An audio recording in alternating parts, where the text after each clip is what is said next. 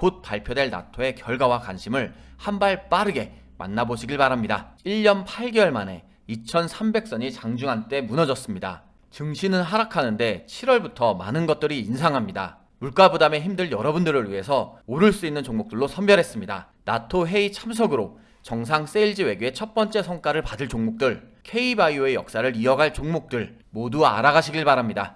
안녕하세요. 반갑습니다. 주식성공TV의 김석사입니다. 미국 상무부는 5월 개인 소비 지출 PCE 가격 지수가 전년 동월보다 6.3%, 전월보다는 0.6% 각각 상승했다고 밝혔습니다. 아직도 1980년대 이후로의 최고치에 근접한 수준이라고 분석했습니다. 또한 미국 언론들은 함께 발표된 소비자 지출 둔화에 더욱 주목했습니다. 미국 경제활동의 3분의 1을 차지하는 소비자 지출은 지난달 0.2% 증가하는 데 그쳐 올해 들어 최소폭 증가를 기록했습니다. 인플레이션이 심해지면서 미국 소비자들이 지갑을 여는데 신중해지고 있다는 뜻으로 해석할 수 있습니다. 그러다 보니 경기 침체 우려가 시장을 지배했습니다. 경기 침체 우려는 그대로 지수에도 반영되었습니다. 미국 3대 중요 지수인 다우존스, 나스닥, S&P 모두 하락 마감했습니다. 국내 증시 역시 미국 증시의 영향으로 장중 한때 연중 최저치인 2300포인트 아래인 2291.49포인트를 기록하며 내려앉았습니다. 외국인과 기관 모두 매도세가 나타나고 지수를 내렸고 개인만 외롭게 매수했습니다. 외국인은 4거래일 연속, 기관은 5거래일 연속 매도세가 이어진 격입니다. 하지만 주식성공TV를 구독하고 애청하신 여러분들께서는 이번 주 기분 좋게 보내셨을 겁니다. 지금 보시는 차트는 현대 일렉트릭입니다. 전기요금 인상과 원전 산업, 원전 수출 등을 설명하면서 말씀드렸던 종목입니다.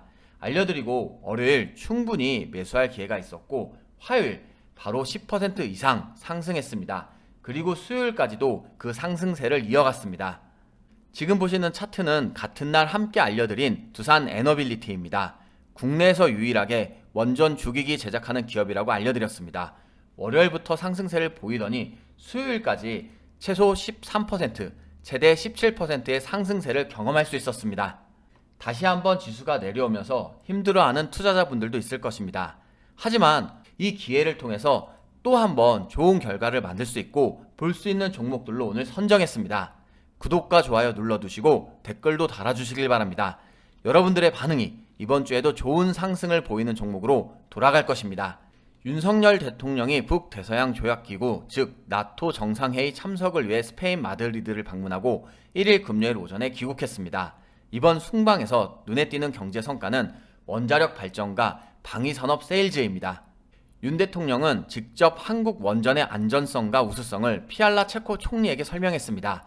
특히 체코가 지난 3월 입찰을 개시한 두코바니 신규 원전에 한국 기업들이 참여할 수 있도록 관심과 지원을 당부했습니다. 또한 보리스 존슨 영국 총리와의 정상회담에서도 원전 산업 분야 협력이 논의되었습니다. 이렇게 원전만 집중한 것은 아닙니다. 방산 세일즈의 성과는 더 빠르게 들릴 것 같습니다. 현지 시각 29일 안제이 두다 폴란드 대통령과 윤석열 대통령이 정상회담을 갖고 방산과 원전 수출 문제를 집중 논의했습니다. 이미 지난 5월 폴란드 국방장관이 방한해 FA-50 전투기, K2 흑표 전차, K9 자주포 등 우리 무기 체계를 실사했었습니다. 최상목 경제수석은 이번 정상 세일즈 외교의 첫 번째 성과가 될 것으로 생각한다고도 말했습니다. 폴란드 방산 수출이 성사 직전으로 해석할 수 있는 발언입니다. 곧 발표될 나토의 결과와 관심을 한 발 빠르게 만나보시길 바랍니다. 첫 번째 종목은 BHI입니다. BHI는 사용 후 핵 연료의 안전한 수송과 저장을 할 수 있는 기술을 보유하고 있는 기업입니다. 원자력 발전 및 원전, SMR 즉 소형 모듈 원전 관련주로 분류되기도 합니다. BHI 일봉 차트 보겠습니다. 차트를 보면 5월과 6월 저점을 확인하고 쌍바닥을 다지고 나서는 이렇게 급등했습니다. 금요일 캔들이 5일선을 몸통으로 딛고 있는 가운데 매물대가 소화되고 있습니다. 현재 7월의 금요일 캔들이 6월 말에 가장 강력한 저항 라인인 7,500원대의 몸통으로 닿고 있고 차트를 길게 보면 작년 5월에 고점까지 올라왔습니다. 따라서 원전 수출과 관련된 이슈가 붙는다면 거래량이 들어오고 지금의 강력한 저항 라인을 넘어서서 지지 라인으로 바꿔줄 수 있겠습니다. 하지만 보시는 것처럼 현재 고점 부담감이 있는 자리라는 것은 주의가 필요하겠습니다. 다음 종목은 한국항공우주입니다. 한국항공우주는 항공기 우주선, 위성체, 발사체 및 동부품에 대한 설계, 제조, 판매, 정비 등의 사업을 영위하는 기업입니다. 방산 우주항공 관련주로 분류됩니다. 한국항공우주 일봉 차트를 살펴보면 6월 중반부터 최고 6만원을 기록한 이후 계속해서 증시의 영향으로 하락을 했습니다. 하지만 저점을 확인하고 나서는 추세를 돌려 완벽한 V자 반등으로 계속해서 상승하고 있습니다. 금요일에도 거래량이 들어오며 캔들이 21선을 몸통으로 딛고 있습니다. 앞서서도 계속해서 하락하고 상승하는 추세가 전환될 때마다 좋은 상승 흐름이 나오면서 앞선 고점을 넘어섰기 때문에 이번에도 다시 한번 좋은 흐름이 나올 수 있지 않을까 기대를 합니다. 하지만 차트를 길게 보면 작년 12월부터 계속해서 좋은 상승 흐름이 연이어서 올라왔습니다. 나토 회의에서 원전 방산만 이야기된 것은 아닙니다. 우크라이나 재건도 이야기되었습니다.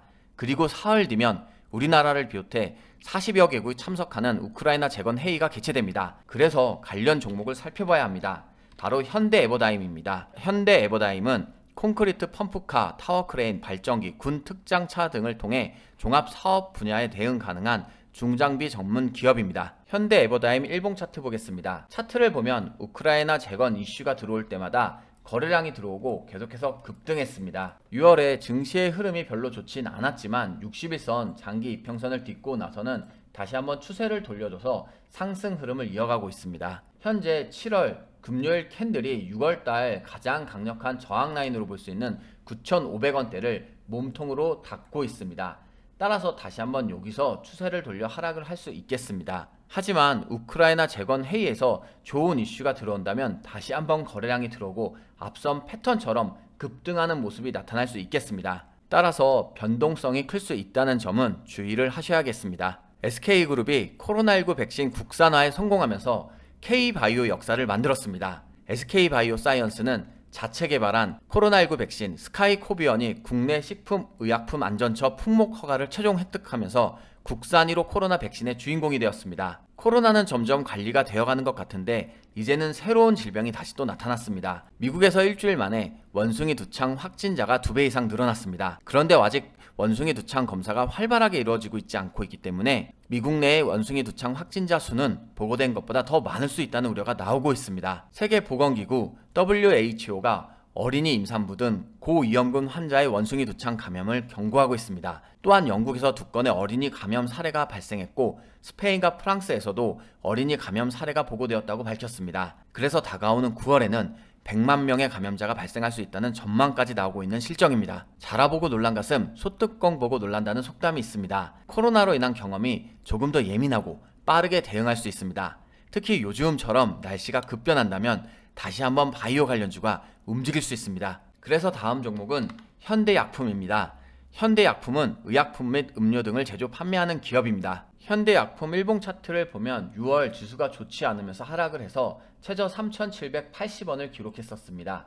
그런데 이후 저점을 확인하고 나서 추세를 돌려 상승하였고 금요일에는 상한가에 가까운 급등을 했습니다. 금요일 캔들이 121선, 61선, 장기 이평선을 캔들의 몸통으로 뚫은 것과 동시에 앞선 고점을 모두 몸통으로 돌파하며 매물대가 소화되고 있는 과정으로 볼 수 있습니다. 단기 이동 평균선이 장기 이동 평균선을 골든 크로스 하려고 하고 있기 때문에 지금의 상승 흐름으로 앞선 저항 라인으로 지지 라인으로 바꿔준다면 지금의 상승이 조금 더 유지될 수 있겠습니다. 하지만 2월 이후 가장 강력한 저항 라인으로 이 저항 라인을 터치할 때마다 추세가 전환되었다는 것은 주의를 요하는 지점으로 생각하시면 되겠습니다. 이번 종목은 국제약품입니다. 국제약품은 일반 의약품 및 전문 의약품 등을 취급하는 기업입니다. 국제약품 일봉 차트를 보면 6월의 증시의 흐름으로 상당히 많이 하락했습니다. 하지만 저점을 높여서 대략 4,900원대를 계속해서 지켜주면서 더 이상 하락하지는 않고 있습니다. 계속해서 상승 시도를 하고 있기 때문에 거래량이 다시 한번 들어온다면 이번에는 이 장기 이평선의 라인을 한번 뚫어봐 줄 수 있지 않을까 기대를 합니다. 다음 종목은 HLB 테라퓨틱스입니다. HLB 테라퓨틱스는 백신 사업 및 전자 사업을 영위하며 바이오, 신약 개발 사업을 추진하는 기업입니다. HLB 테라퓨틱스 일봉 차트를 보면 5월달 최저 7,450원을 기록하고 저점을 높여가면서 상승세를 유지했습니다. 6월에 증시가 좋지 않았음에도 불구하고 상당히 많이 빠지지 않았고 60일선, 120일선 장기 이평선을 딛고 나서는 계속해서 급등하는 패턴이 나타났습니다. 금요일 캔들이 밑꼬리로 이 11선의 단기 이평선을 딛고 있는 가운데 캔들이 앞선 정고점을 몸통으로 살짝 돌파했습니다. 앞선 저항 라인을 지지 라인으로 바꿔주려는 모습이 나타나고 있습니다. 매물대가 단기 저항 라인으로 작용할 수 있다는 점만 주의하시면 되겠습니다. 서빙 로봇에 이어서 방역 로봇이 등장했습니다. 자율주행이 가능하여 건물의 로비나 통로 등에서도 작동시킬 수 있고 특히 대면 방역이 가능한 것이 특징입니다. 여기에 로봇이 옮기는 물류도 더 많아지고 다양해지고 있습니다. 이렇게 사람과 로봇의 공존의 시대가 점점 가까워지고 있습니다. 그래서 대기업들의 투자도 계속해서 늘어나고 있습니다. 삼성, LG뿐만 아니라 네이버도 미래기술 확장을 위해 적극적인 행보를 보이고 있습니다. 일상으로 들어오고 있는 미래기술 관련주를 지금부터 관심있게 봐야 합니다. 이번 종목은 우림 PTS입니다.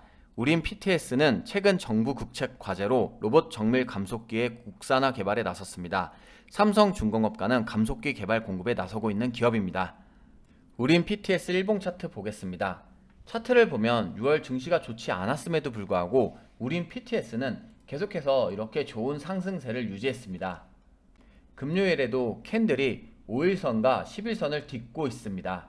현재 이동평균선도 정별로 자리를 잡으려고 하고 있습니다. 하지만 금요일 캔들이 윗꼬리로 앞선 고점에 맞고 떨어졌고 매물대가 단기 저항 라인으로 작용을 할 수 있습니다. 또한 그동안 상승세가 계속해서 누적되어 왔기 때문에 상승에 대한 피로감이 있을 수 있어 잠시 쉬어갈 수 있다는 점은 주의가 필요하겠습니다. 다음 종목은 레인보우 로보틱스입니다. 레인보우 로보틱스는 인간형 이족 보행 로봇 플랫폼 전문 벤처기업입니다. 인간형 이족 보행 로봇 플랫폼, 협동 로봇 및 천문 과측용 마운트 시스템 등의 사업을 영위하고 있습니다. 레인보우 로보틱스 일봉 차트를 보면 5월에 최저 19,300원을 기록하고 상승한 이후 6월 증시가 좋지 않으면서 빠졌었는데 저점을 높이면서 다시 한번 추세를 돌려 상승 흐름이 나타났습니다. 5월부터 보면 계속해서 상승 흐름을 유지한 것으로도 볼 수 있습니다. 현재 이동 평균선이 모이면서 에너지를 응축한 가운데 박스권으로 놓고 볼 때 상단의 자리를 해가고 있습니다. 따라서 이번에 거래량이 다시 한번 들어오면 이 상단을 뚫고 지지라인으로 바꿔주면서 아주 큰 상승세를 보여줄 수 있겠습니다. 힘든 하루, 힘든 일주일을 잘 보내셨습니다. 하지만 앞서서 단기 반등의 흐름이 또 한번 나올 겁니다. 그 기회를 잡고 그동안의 어려움을 덜어내길 바랍니다. 수고 많았습니다. 고맙습니다.